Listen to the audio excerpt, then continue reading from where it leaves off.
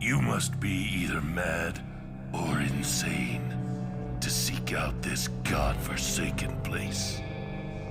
But since you're here, I guess I can show you the nest of horrors. Don't fall in.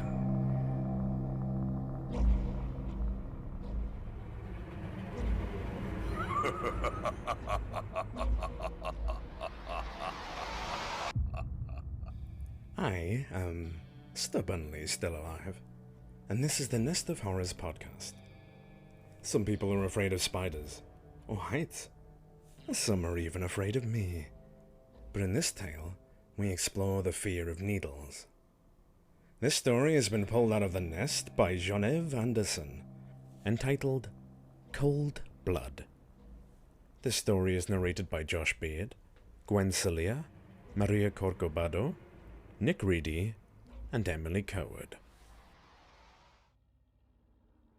Warning: the following content contains the use of needles, violence, physical harm, and depictions of panic attacks. Reader discretion is advised. Blood work. The mere thought of it made Ginny cringe. If there were two wishes she could make, they would be world peace and the ability to transcend yearly blood tests. It was something so mundane that it shouldn't have been an issue. Still, even the mention of it triggered a special kind of dread within her. Of course, everyone has a fear. For some it's fire, and for others it's heights. But for Ginny, it was needles. Ever since she was young, she had this unexplainable fear of needles. No matter what her parents did to soothe her anxieties, the issue would always persist. Every doctor's appointment was a struggle, as they fought tooth and nail to fulfill her vaccinations and complete her blood tests. With time, her fear subsided, at least to a point where it was manageable.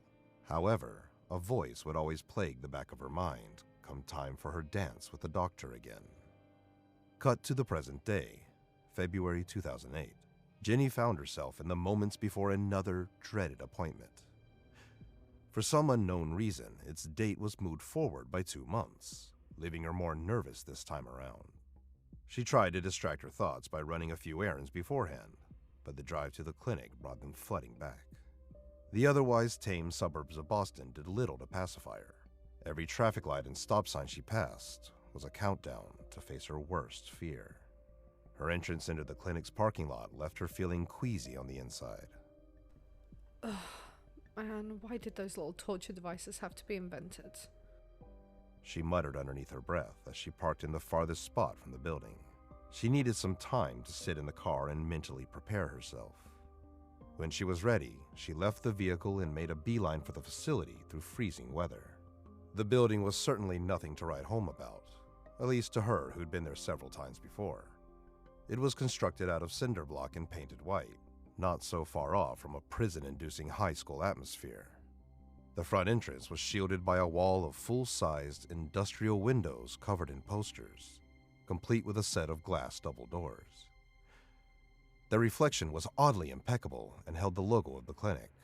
The place in question was known as Vital Labs, a name which, admittedly, she enjoyed repeating to herself because it rolled off the tongue. Stepping inside, the temperature was just as she expected. No matter what time of year, it seemed the building was doomed to remain a whopping 40 degrees Fahrenheit. Right off the bat, she was hit with the strong smell of antiseptic cleaning products, typical for a medical facility such as this, but bothersome to the senses. The interior consisted of smooth, white walls, furnished with paintings of nature and a single television, and grayish-blue carpets maintaining a grid-like pattern. Within the lobby held a cluster of several patients yet to receive care. Their sense of boredom contrasted with Ginny's anxious state as she approached the front counter. Ginny Pierce for 135. She tried her best to hide the tension in her voice. The man at the front desk clicked away at a computer before looking up with a courteous smile. All right, and you are all set. Please have a seat and wait for your name to be called. She sat cross-legged on the nearest seat she could find, her hands adjusting themselves to rest gently upon the surface of her left leg's knee, one atop another. She looked at the television to see the local news station reciting next week's weather forecast. It was quiet compared to the background music, which played on loop in the cramped lobby. What's the point of having a TV on if you're going to play music over it? Dante Wilson. Is Dante Wilson here? A woman shouted out to the lobby.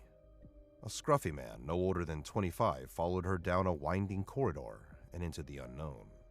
Jenny couldn't help but watch as he disappeared around a corner, wondering how long it would be until she was their next victim. She checked the clock on the wall. 15 minutes. Oh boy. She was left with nothing to do but entertain her thoughts. Seems childish to be this afraid of needles, but I can't help it. When you strip it down to the basics, a needle is just an extremely thin piece of metal, right? But that's what makes it so dangerous. And people insert it underneath their skin. Their skin! Of course something could go terribly wrong. Who knows? Maybe that day is today. One hand made contact with the back of her neck as she glanced aimlessly around. Soon enough, her eyes stumbled upon a man who was fully immersed in a book. That man's smart. Maybe I should do that next time. Ridwan Hakim? Ridwan? The man snapped out of the world he was lost in and closed the book, following in the same manner as the previous guy. Just like that, her source of curiosity left her, and so she quickly returned to her nervous habits. She fidgeted with her hands, squeezing them and wringing them together over and over. It was involuntary at this point. I've heard horror stories about needles. Nerves being hit, arms becoming inflamed and swollen, veins being blown out entirely. Seriously, I could go on, though I probably shouldn't for my own sake. They might as well be called death on a stick. She bobbed her foot up and down for quite some time, matching to the beat of the song playing over the PA system. And the sight of blood. Oh, don't even get me started. It's so unnatural to see it outside of the body, let alone allow it to be taken by a stranger. And then it gets sent off for testing for some other stranger to take a look at. Before you know it, several people who you will never meet have just toyed around with your blood, something that came from your body. Creepy. Selena Wilkins? She checked the clock again. Its arms danced dangerously close to 1:35. She wrung her hands for a second time and took notice of the bracelet on her right arm, except her mind was focused on something different. Veins themselves are disturbing. She flipped the arm over to see the veins on her wrist. I look at them and all I can see is danger. Her vision was locked on them. I worry that one day I could see blood pour from my wrists like in some kind of freak accident. Of course, it's just an irrational fear, but it makes my skin crawl. She carefully traced the winding pattern of veins with her pointer finger. Her expression was mixed with a sense of fascination and terror while she did so. Gianna Castillo? The calls of a phlebotomist brought Jenny back to the present. She squeezed her face to get a hold of herself. Please, you're overthinking this way too much. Don't be so dramatic. It's gonna be okay. Just do what you always do. Look away and close your eyes. It's only a small pinch from this so-called death on a stick and then it's over. Besides, these are medical professionals. If anyone knows what they're doing, it's them, so trust them. Rest assured you'll get home fast and safe, just like every other visit. Ginny Pierce? She felt her heart skip upon hearing her name. Her legs became jelly when she stood up and followed a woman down the twisting corridor of patient rooms, with each of their entrances containing blue hospital curtains instead of a traditional door. Together, the two made their way to room 13. The space had a similar design to the lobby and corridor, where Ginny's seat lay in a corner. To her right was a table containing papers and medical equipment, such as a box of surgical gloves, and the needle and vial which would be used to collect her blood. She turned herself in the opposite direction to look away from it. To her left was the doctor who sat at a computer in a black swivel chair. Hello, Ginny. Her attitude was bubbly and cheerful. My name's Sarah, and I'll be the one doing your blood work today. How was your day so far? Her gentle smile and friendly approach was able to subdue Ginny's anxiety just a bit, which she was thankful for. It's been good, thank you. Glad to hear. Now, before we get started, I'll just need a few bits of information, such as your birthday and an insurance ID. Do you have that on hand? She pulled out a card from her wallet and gave it over to Sarah. My birthday is April 14th, 1971. Sarah did what she must with the information and returned the card afterward. Okay. The lady proceeded to the table across from her, reaching for the glove box to put a pair of gloves on. They took forever to fit on her hands, sticking onto and smacking against her skin as she applied them.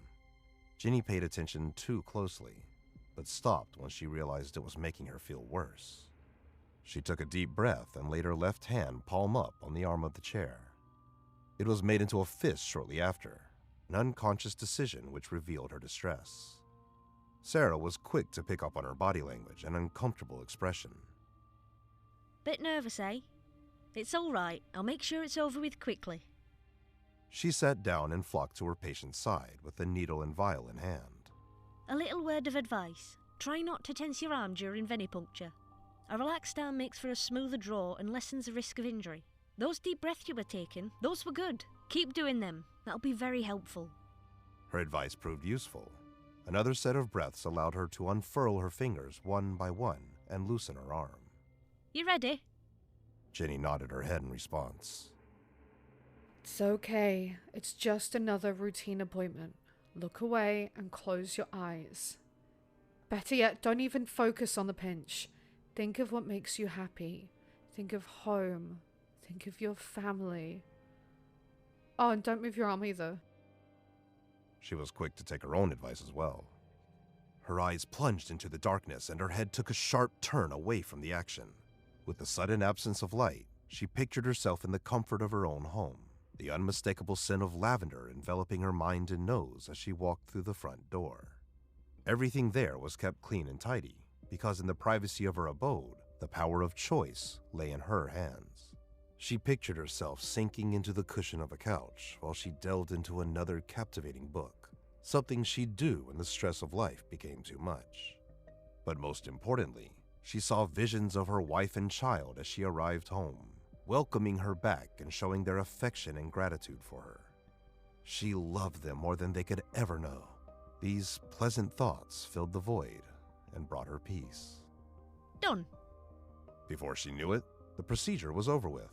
By the time she opened her eyes, the phlebotomist had already bandaged the injection site, allowing Ginny some relief. An immense weight had been lifted off her shoulders. I'm free. Sarah discarded the used needle, throwing it into the sharp spin before returning to her swivel chair. She observed the vial of Ginny's blood after further filling out some data on the computer. Meanwhile, Ginny waited quietly with her legs once again crossed, her hands folded together and placed properly on her knees.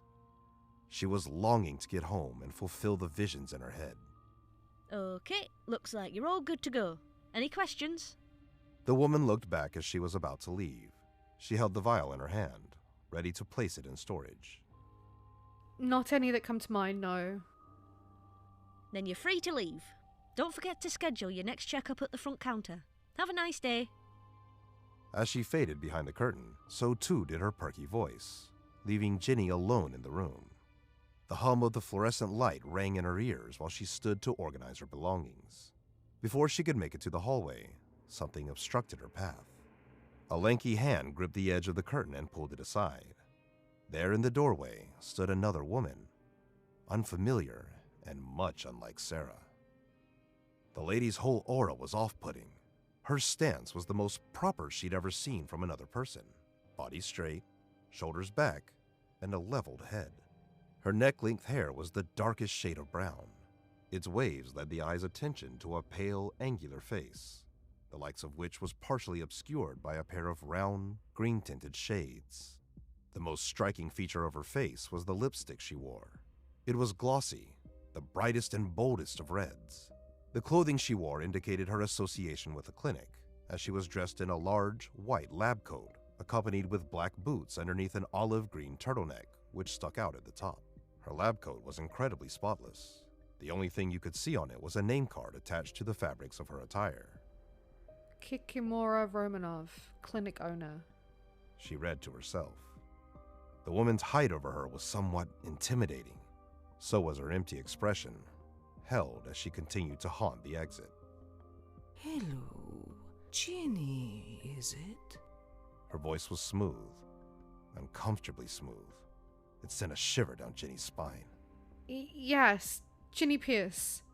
Her face contorted to match the air of awkwardness. Why?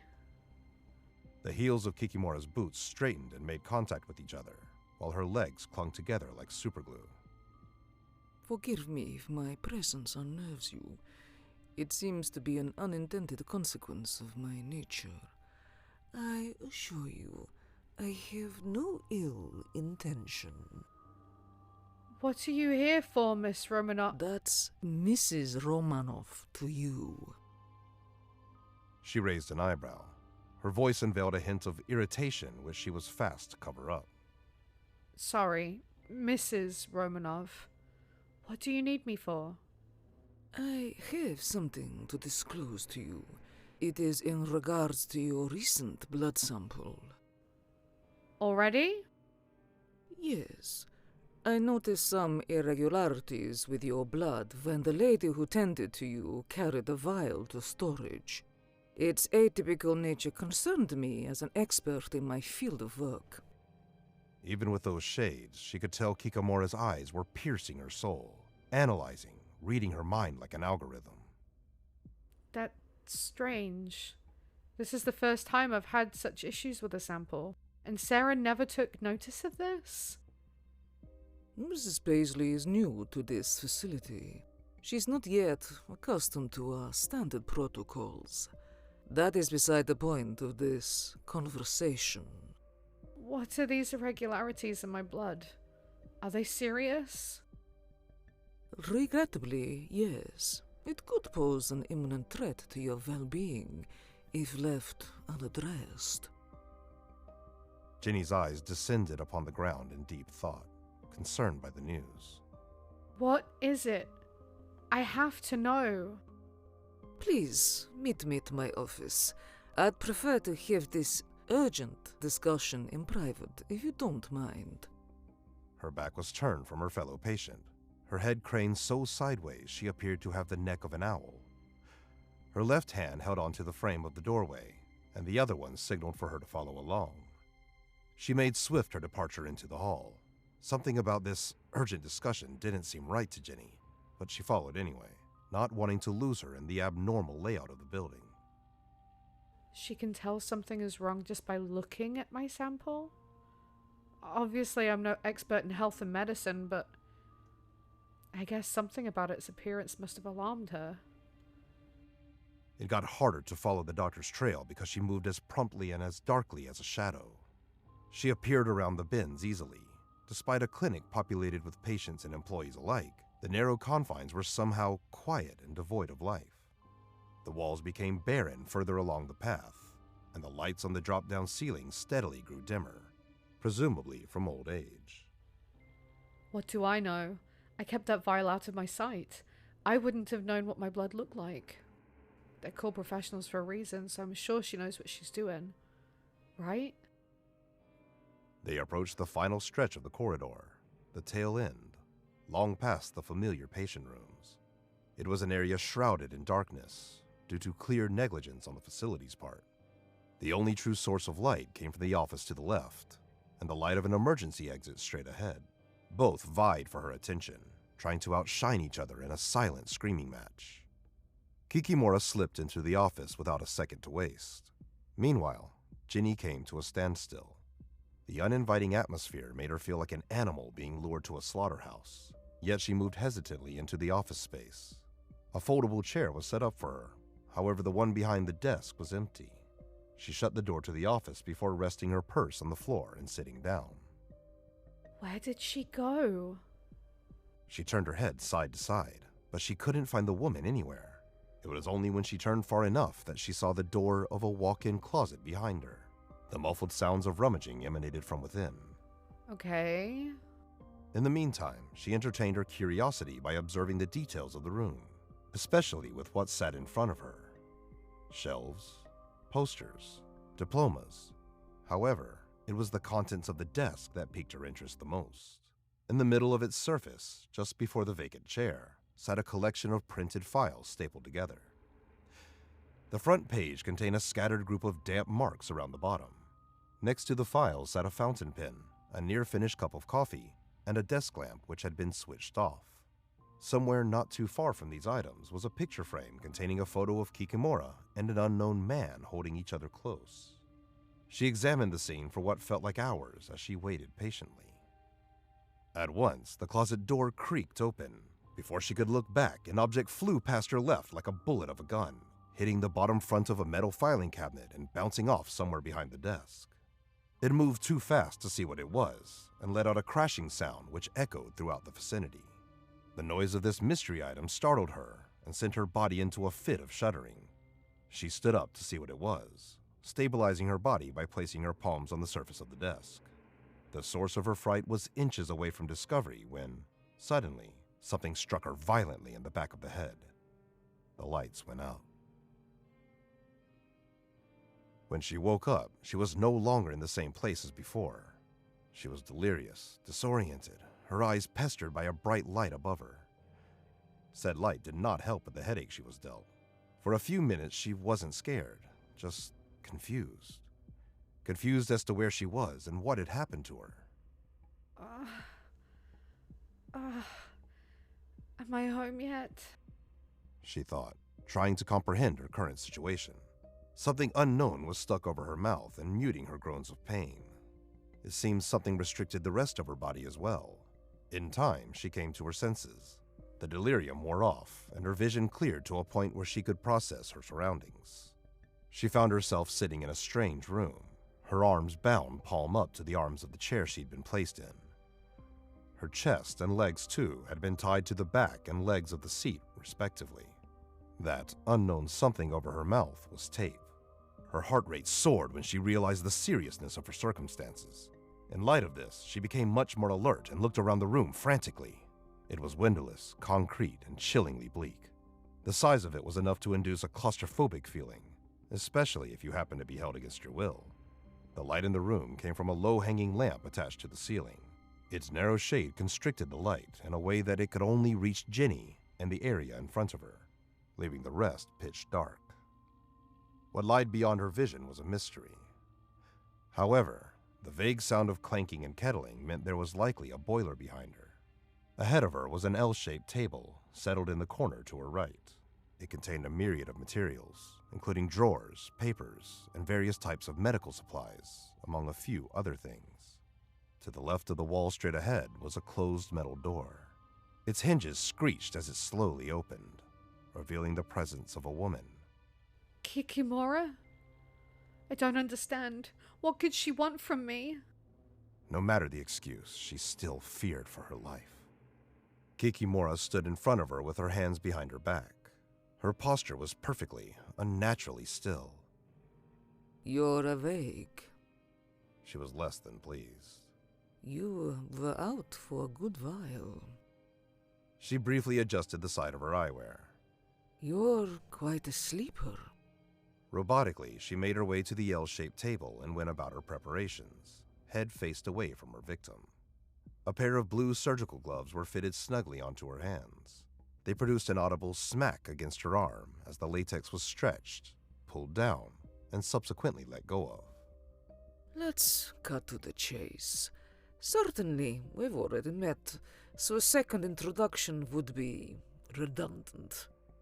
One by one, she sifted through the papers and materials strewn haphazardly across the table, surprisingly for a woman who looked to be so clean and organized. Dust made visible by the overhead lamp danced around her, scattering into a chaotic frenzy whenever she moved.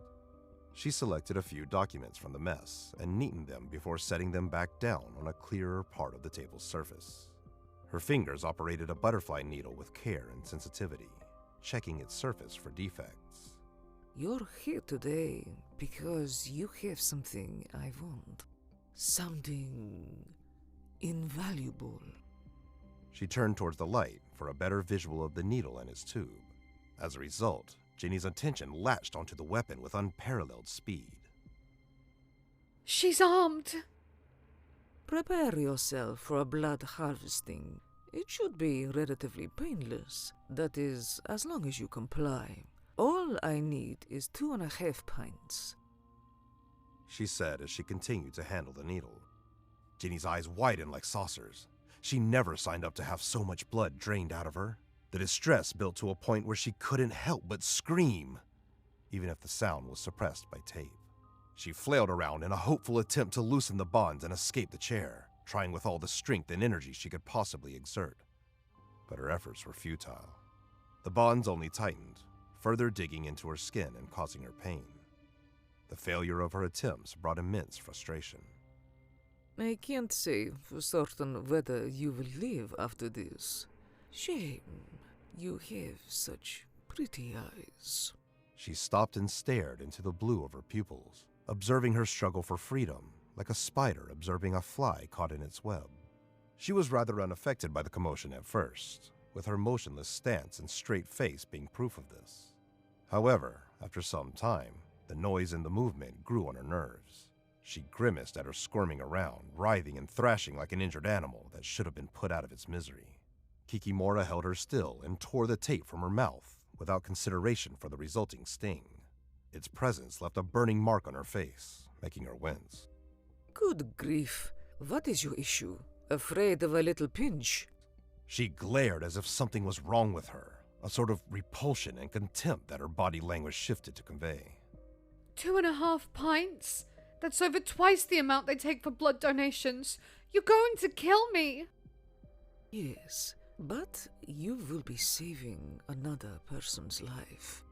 She stood tall and sideways and adjusted her shoulders backwards. Her hands held the needle to the light, pinching the shaft with her thumb and her pointer finger to swipe it clean. She did as much to pay respect to its power and precision. Who? Who is it going to? Kikimora looked back at her prisoner in a way that suggested the question was taboo, still locked in her previous stance. That does not concern you. It does concern me. It's my blood. If you're going to steal it from me, you could at least have the courtesy to tell me who's receiving it. She lowered the needle and faced forward. Oh, Ginny, you're so naive.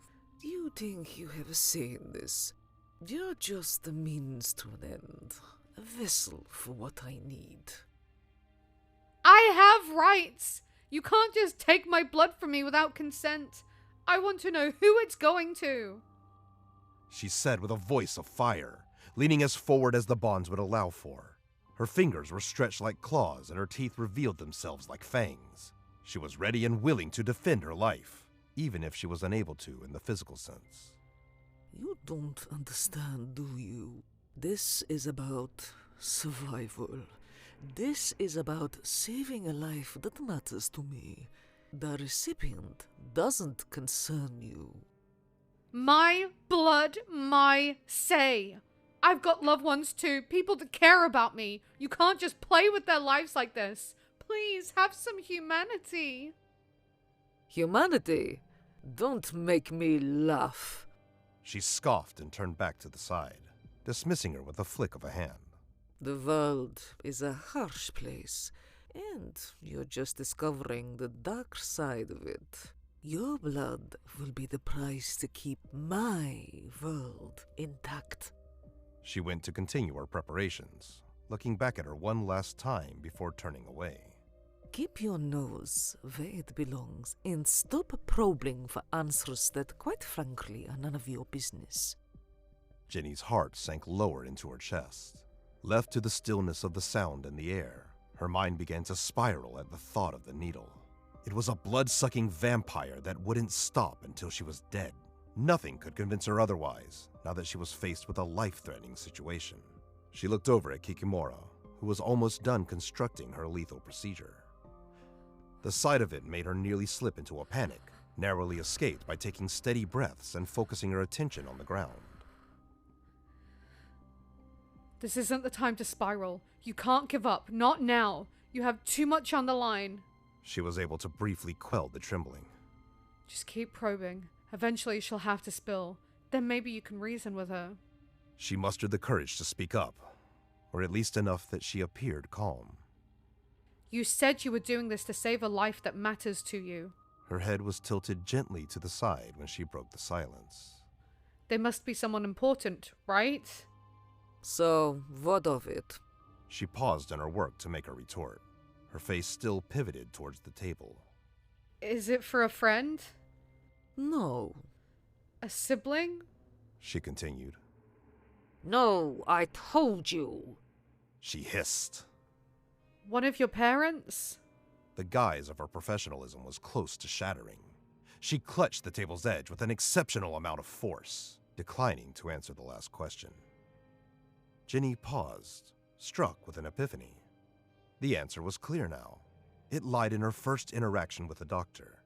The correction on her use of honorifics was not just for formality, and that unknown man in the picture frame seemed less of a stranger. Even there in the present, she noticed a ring sitting on the table, caught somewhere between the discord of its contents. Is it for your husband? The question triggered an outburst from the woman. She slid her hands across the table and caused an assortment of papers to fly onto the floor. Yes, it's for my husband. Are you happy now, you pest? Her voice was sharp and shrill, much unlike the smooth voice she spoke in before, and the red of her lips stuck out twice as much as it once did. Desperation oozed from the visible parts of her face as she lunged at Ginny with gritted teeth and clenched fists. She shook one of said fists angrily for her to see. Ginny flinched wildly. She was stunned and unsettled by Kikimura's reaction. Her moment of passion unveiled an entirely different side of her, one that was untamable and much less formal than what lied on the surface. Despite this, her fear dwindled and led to a newfound wave of sympathy. I'm so sorry. What happened to him? Her softened eyes looked into the lenses of her captor with genuine concern. Kikimura stood quiet. The cogs in her head were turning, reassessing. Gold A-I-H-A. She revealed bitterly, with a scowl that could turn a person to stone. The light from above bounced off her lenses and reflected with a great intensity. Cold A-I-H-A? She took a long breath to compose herself, attempting to appear as if she'd never lost her temper. Her fists released, yet were still rigid. Cold, autoimmune, hemolytic anemia. It's a disease in which one's immune system produces antibodies that attack the red blood cells, in particular when the body is exposed to cold temperatures. The tone of her voice was forced at first, masking itself to try and hide the severity of her true emotions. It was discovered when he was admitted to the hospital for a rapid onset of symptoms. The cause remains unknown, but what we do know is that due to the sudden development of his condition, a blood transfusion is necessary for his survival. It should be well manageable afterwards. Why do you need me to do that? Why resort to this? There's plenty of blood donors out there. I'm sure that... Not for AB negative, there isn't. You and my husband share the same blood type, and I'll be damned if I let the opportunity escape me. She was quick to snap back, putting her arms behind her back and clasping her fingers together without so much as a hint of hesitation. Her hands wrung each other aggressively, causing the latex of her gloves to squeal and her nails to dig into the skin underneath. The sound of the boiler was louder than earlier, filling the two's ears with a bothersome hissing noise. It did a poor job of hiding its wails, sounding as if it were due any second to burst at the seams. Ginny took this as a bad omen. Kikimura leaned in. Don't you realize that only 1% of the US population is AB negative? 1%. She stepped back and relaxed herself, maintaining eye contact all throughout. Consider yourself special, Jeannie. Special, like my husband. Her voice was monotone, but her body language told a different story entirely. She seemed longing, disassociated, even misty-eyed, like she'd been lost in thought, lost in another world. Swiftly, she got a hold of herself and molded her posture into something stiff and motionless. Yes, but even if your husband is AB negative, he'll still be able to receive other blood types. Don't act as if you know more than me, Smat Alec. She spoke coldly. I'm well aware that AB negative is compatible with a select few types. The issue is his condition. An unfortunate side effect of cold AIHA is that his blood reacts poorly to other blood types, making him incompatible. Cross-sampling proved as such. He needs another AB negative for the transfusion, and you are going to be that person, whether you like it or not. Wait, how did you know my blood type? She asked while bracing herself in anticipation for Kikimora's rage, which seemed to reveal itself unpredictably. She was walking on eggshells whenever she opened her mouth, constantly dancing on a fine line between chilling detachment and passionate anger. There was no telling how long her current state would last until she shifted to something more dangerously expressive. It's a matter of precaution. We keep records of each patient's blood type and health issues as part of their medical history. You were one of 2 patients at this clinic with the AB negative blood type. Between the 2 of you, your blood was much more suitable because of your cleaner history. That is why you are here now. Don't you see how much you're risking for this? Your career, your marriage, your freedom. It could all be gone in an instant if you're caught. That is not going to happen. You don't know that. Please, just spare me already. This is insane. Suddenly, Kikimora lifted her arms into the air, hands stretched tight as if prepared to attack. I work my fingers to the bone. Blood, sweat, and tears go into keeping this business afloat. And what do I get in return? A doctor telling me my husband will die without the right treatment? As the owner of this clinic, I have the power to take fate into my hands. Her voice boomed loud in unison with the boiler, while her legs struck a defensive position, causing her upper body to subtly lean forward. Ginny's eyes shut fearfully, her face recoiling sheepishly to the side. The volume of Kikimora's voice shook her to the core. In spite of this, she looked ahead and bit back with a slowly diminishing spirit. Personal struggles don't justify violating someone's autonomy, and being in a position of power doesn't give you the right to do so either. You, of all people, should know this. You're a doctor, for crying out loud. Take a look at yourself in the mirror. Then tell me, Ginny, if you were in my shoes, wouldn't you do anything to save the person you love most? Not if it meant hurting an innocent person. I have compassion. If you truly love someone, you do what is best for them. That is what I am doing right now. Trust me, Mrs. Romanov. The best thing you can do is let him go. Ginny soon discovered her answer was the wrong one. Her left shoe met the wrath of the doctor's heel, feeling the crush of the boot upon her foot.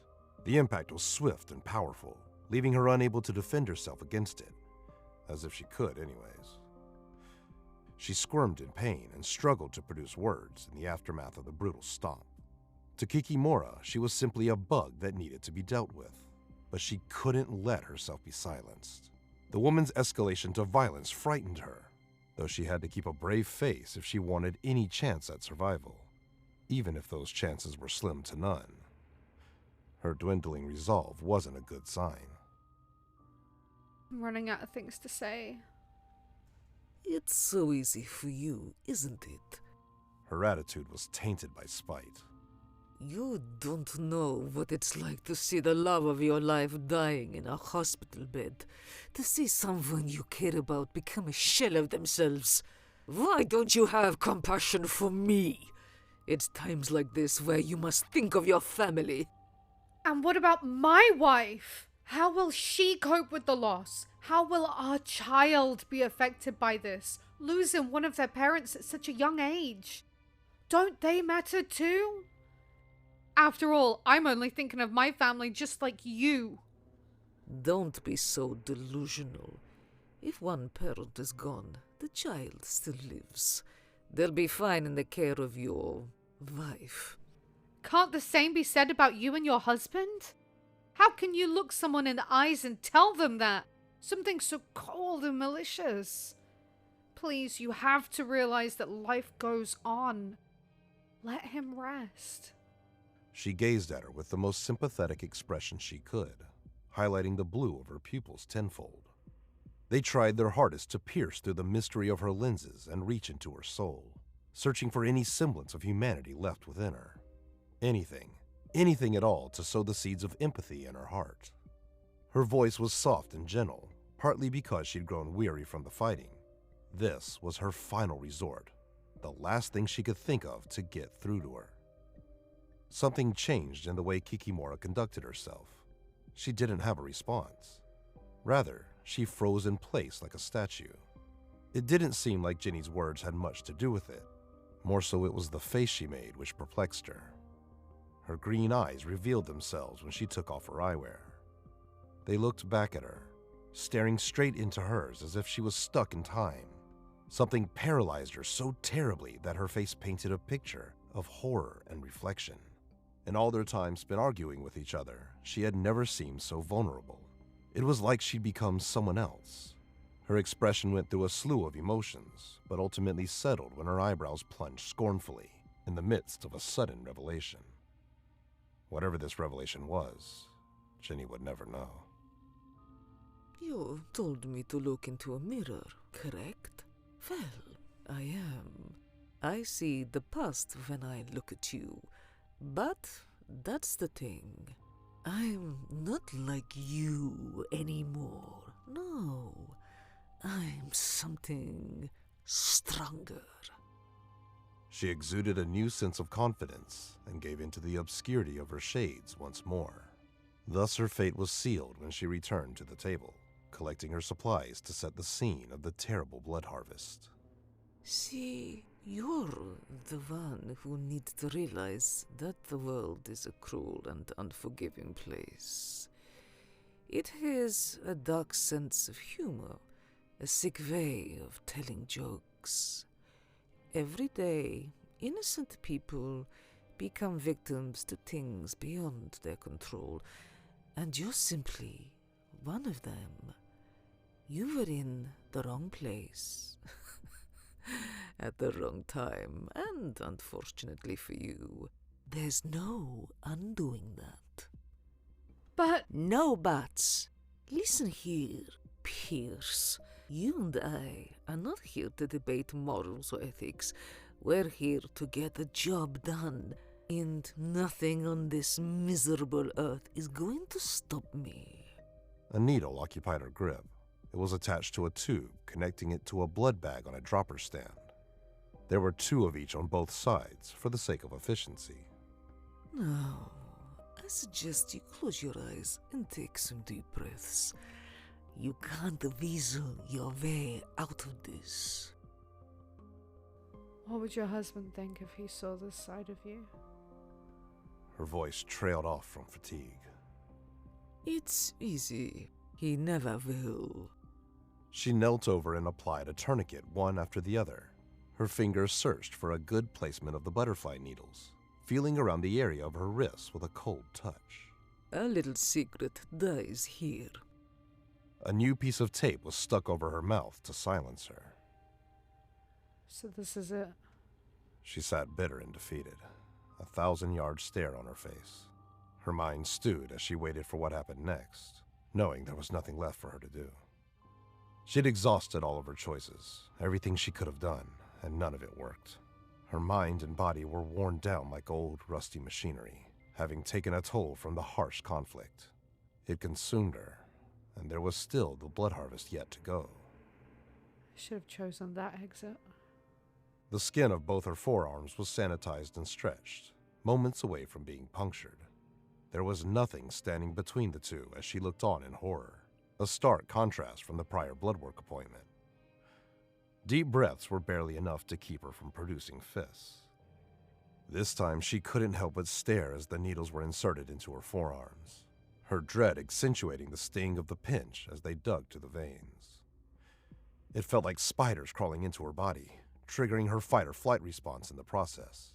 Her breathing grew fast and heavy at the sight of her blood being extracted. Only then did she look away, her eyes welded shut. She tried to think of things that could bring her comfort, but instead they served as reminders of her fate. She dove further into panic when these efforts failed, and as her breaths grew heavier, so did the feeling in her chest. Her heart pounded madly, something she worried would play out in Kikimura's favor. The blood began to pool in the bags after some time, a sight that was pleasing to the doctor. Muscle tension plagued her. It made her whole body ache, though it was most concentrated in her arms.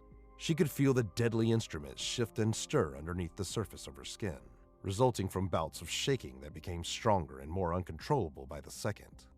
They were parasites feeding on their host, draining Jenny of her life force, little by little. Her impending sense of doom fought against her efforts to tame the trembling, putting her at risk of injury. Hold still, won't you? Kikimura snapped. She sat in a chair at the table, overseeing her every move as the harvesting transpired. Ironically, the remark wasn't helpful in the slightest, instead worsening the depth of her terror. It wasn't long before her right arm developed a mind of its own and resisted. It jerked violently despite its restriction by tight bonds. She let out a muffled yelp, her eyes bolting open and wandering upon the injection site, fearing the worst. Luckily for her, the bleeding was minimal. It clumped together in a small puddle, like honey oozing from a container, forming a shining bead of crimson on her forearm. Kikimura loomed upon her with annoyance and took the needle out to readjust it. However, the right arm wouldn't stay in place. It shook side to side to avoid being stabbed again, completely out of Jenny's influence. If it were up to her, she would have kept it still just to get it over with. Stay still, damn it.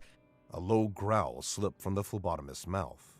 She dug her claws into the disobedient arm and forced it still, pricking the needle back into place. It continued happily sucking the blood from her veins. Chills ran up and down her spine, her head lighter than a balloon. By then, the 2 blood bags neared full, and the panic steadily died down. She started to feel weak from the blood loss and drifted towards the edge of unconsciousness, evident by the way her eyes struggled to stay open. Her mind was left to wonder how she'd gotten tangled in someone else's mess, and if maybe she deserved it for something in her past. Nothing in particular came to mind. It didn't matter if it was karma or not, though, because she would have met the same end either way. Soon, her body came to a halt, and Kikimura's face became the last thing she saw before it all faded to black. Surprisingly, in spite of the blood loss, Jenny awoke for a second time.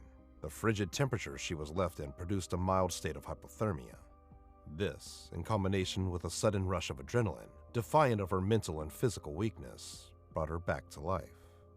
The more severe symptoms of her blood loss were delayed, though only for a short time. She laid on the ground while she regained consciousness, her temple touching the foundations of a strange new area. As she gained awareness of her location, she realized just how dark and lonely it was, causing her vision to be vastly limited. From the echoes of her movement, she would have guessed the place to be a large building, perhaps once a warehouse or a factory, long since abandoned. She sat up and tore the tape from her mouth. No longer was she concerned with the sting. What mattered now was survival. In the far distance, she could see a patch of light hiding behind a thick pillar, however weak it was, and hoped it was a way out. Its glow was her North Star, guiding her to the possibility of freedom. She put all her strength into standing, trying not to place too much pressure on her arms while she did so. She limped towards the light, with her back hunched forward and her arms stretched out in front of her. Her feet acted like detectors, feeling for anything on the ground before she took a step. But halfway through, her job became hasty. She tripped and fell on a section of rusted metal. Her body ached, and she couldn't get back up. Even so, the adrenaline allowed her to crawl on her hands and feet the rest of the way. This is bad. Really bad. I need help, but I'm not sure if I can go to the hospital after this. How do I know the doctors won't use me like a lab rat? Her remaining blood ran cold from the prospect. The source of the light revealed itself as it grew closer, no longer obscured by the pillar. She was disappointed to discover it was just a hole at the edge of the ceiling, one she obviously couldn't reach. Her heart sank. She resigned and hauled her body to the pillar to rest against its smooth yet crumbling surface. Her lungs needed a minute or two to catch up after feeling so lightheaded. I was so stupid to think I could make it out alive. I'm probably somewhere far outside the city anyway. Her hands gripped the sides of her shoulders in an attempt to warm herself, with the toes and the tips of her fingers being coldest. She stared at the laces of her shoes with a dazed expression, shivering and tired. Everything in her sight was deteriorating, distorting and blurring like a camera out of focus. My family doesn't even know where I am. My body might never be found. She could feel herself drown in the silence, the loneliness that permeated her being and left her totally helpless. The feeling weighed heavy in her chest. Recalling the terrible memories from earlier gave rise to a deep pit of trauma that implanted itself in her mind. Anguish crept upon her from the darkness of the building's cavities. There was only one positive she could think of. At least I can say that I tried. Even though the environment was dry and bitter, a graceful patch of vines was able to grow from the cracks and cling to the cement wall, starting from the ceiling and flowing to the floor. She looked ahead at it and lifted a palm towards the waning daylight. It was as warm as it could have been, given the winter season. The effects of her adrenaline had worn away and left her feeling oddly tranquil. However, it also made her weaker than she already was. Her energy was quickly fading. Even when I'm about to die, life never ceases to amaze me. She made one last effort to move, despite her body protesting. She crawled through dust and debris to reach the vines, probing the texture of its leaves with her hand as she sat beside the illuminated patch of green. If she was going to die, she'd at least make her deathbed a peaceful one. Her muscles relaxed, her joints loosened, and even with all the pain she felt, in every sense of the word, that too began to fade. It's okay. Just think of it as a really long nap. The vines wrapped around her body and embraced her like a hug, a reminder of her family before she left. She closed her eyes and offered herself to Mother Nature. Meanwhile, the attention of Kikimora lay strongly on her husband. Within the next few days, evidence of Jenny's presence at the clinic was gone. Records of her check-in were deleted, and the vial of her recent blood sample was destroyed. Files were erased, documents were forged, and in due time, her husband received the long-awaited blood transfusion. The procedure was a success. His health was restored to its former glory, albeit through a slow and steady recovery. Nothing could describe the joy she felt in seeing her spouse alive and well. But one thing was for certain, she would never be the same again. She sold herself to the devil the instant she chose Jenny's fate for her. Although she washed herself free of the crime, her soul was stained in a way that could never be cleansed, permanent as the handprint of Molly Maguire's. She may have escaped the clutches of the law, but in doing so, fell victim to a prison of her own making, one of lies and cover-ups that would follow her for the rest of her life.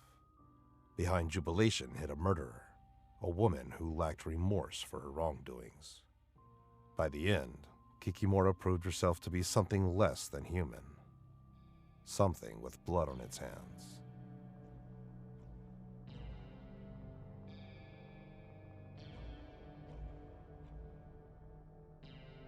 Hope you enjoyed this episode and will join us for more.